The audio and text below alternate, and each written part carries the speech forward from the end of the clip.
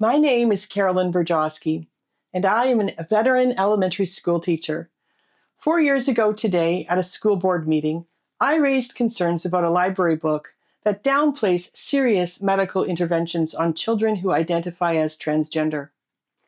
I was kicked out of the meeting, removed from my classroom, threatened with disciplinary action, and accused of transphobia.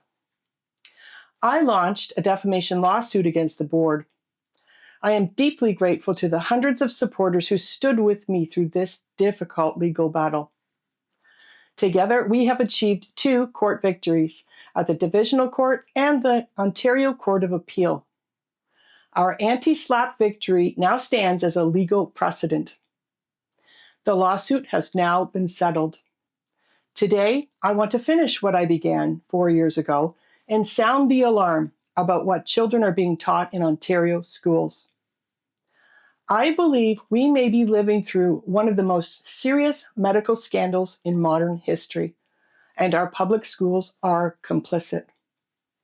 I will lay out the facts and let you draw your own conclusions. My concerns began nearly 10 years ago when a new picture book in our elementary school library introduced very young children to the idea that they can be born in the wrong body. As a teacher with extensive experience working with young children, I found this troubling. Children think literally. They do not yet understand how their bodies work. When trusted adults suggest that a child's body can be wrong, some children will inevitably wonder, is my body wrong too? That book was written by the star of the television series I Am Jazz, which documents the social transition of a preschool-aged child. Social transition is a powerful psychosocial intervention in which adults use opposite-sex names and language to reinforce a child's belief that their body is wrong. For many children, this belief becomes fixed and leads the child down a pathway towards irreversible medical interventions. In Jazz Jennings' case, that pathway included penile inversion surgery at 17, followed by corrective procedures and struggles with an eating disorder. To me, this wasn't the simple, happy ending that Jazz and so many other children are promised when they are socially transitioned.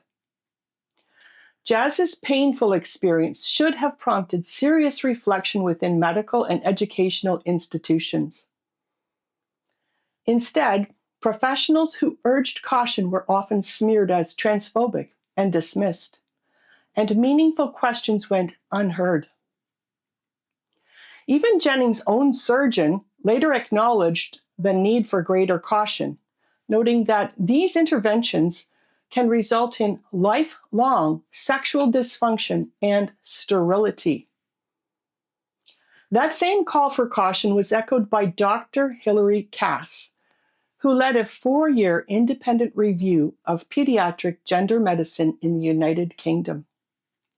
Her final report concluded that the evidence base, particularly for puberty blockers, is weak, inconsistent, and lacks long-term follow-up data. Following this review, the UK restricted the use of puberty blockers, and several European countries shifted towards a more cautious approach. Around the same time, a video of a private meeting of the World Professional Association for Transgender Health, WPATH, was leaked to the public. This international group publishes guidelines that set the policies of major medical groups, lawmakers, judges, and insurance providers around the world. The leaked video from WPATH shows gender clinicians acknowledging that children cannot fully comprehend or consent to the long-term consequences of these medical interventions. These admissions caused many professionals to question the ethics of current practice. Shortly afterward, 14 Canadian physicians publicly stated, "The science is not settled by any means. So-called gender-affirming care has proven risks and harms, but unproven benefits. It is not life-saving. It is permanently life-altering. What do these Canadian physicians mean by the term permanently life-altering? And in what ways might the school system be complicit in creating these conditions? Let me tell you what I was seeing in schools which caused me enough concern to speak out at the school board in 2022. In an effort to be supportive, schools adopted policies intended to make gender-questioning children feel safe, including strict language directives for teachers. We were shown charts instructing us to avoid basic words such as boys, girls, men, women, male, and female. One colleague confided in me that she was struggling to teach the puberty unit without using the word girl. She considered saying, "People with uteruses will get a period," before realizing that she could not explain who has a uterus without using words like girl, female, or woman. At the same time, schools and libraries increasingly promoted materials that present gender change as self-declared and straightforward. I felt that this confusing learning environment could lead girls to believe that all they have to do is say, "I'm a boy," and like magic, it's done. When a girl says she is a boy, teachers immediately celebrate the child's bravery, affirm the new identity, change names and pronouns, and grant access to bathrooms and change rooms accordingly. In most school boards, teachers are also instructed not to inform parents of a child's social transition without the child's consent. In practice, this meant that the teacher would use the child's chosen name and pronoun at school, unless the parents were there for interviews, in which case the teacher would switch back to the birth name and pronoun that the parents would expect to hear. Several colleagues told me privately that they were uncomfortable with this secrecy, but felt coerced into compliance. I worried that I would soon find myself caught in this ethical dilemma. I also wondered how it would affect a student's psyche to be treated as a girl at home and a boy with a different name at school. By placing teachers in the role of affirming unexamined gender identity claims, and by compelling staff to obscure biological facts, schools may be causing gender confusion in some children, which could lead to poorly considered outcomes. This is problematic because once a child declares a new identity, no adult is permitted to explain that this decision often places them on a path towards lifelong medicalization and probable sterilization. Yet any honest adult knows that children do not always understand the consequences of their choices. In fact, the majority of gender-distressed children come to accept their bodies after going through natural puberty unless they are socially or medically transitioned beforehand. Think about that. These thoughts were weighing heavily on me in late 2021. I had found a children's book in my school library that makes light of permanent life-altering process, the halting of a child's puberty with powerful drugs, then starting her on cross-sex hormones.